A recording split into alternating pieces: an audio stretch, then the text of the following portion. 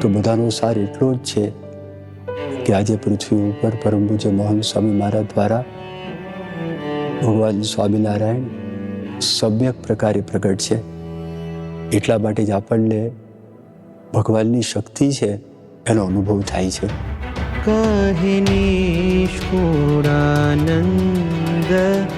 એને સંગે ઉગે અંતરે આનંદ સૂર સંત તે સ્વયં હરી સંત તે સ્વયં હરી.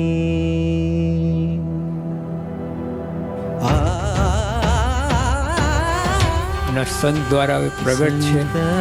તે સ્વયં હરી પ્રગટ છે એટલે શ્રીજી મહારાજ જ સંત તે સ્વયં હરી રૂવાડેરા શ્રીજીમાંનો વાસ છે. સંત તે સ્વયં હરી. સ્વામી આજે ભગવાન સિવાય કંઈ છે જ નહીં અંદર.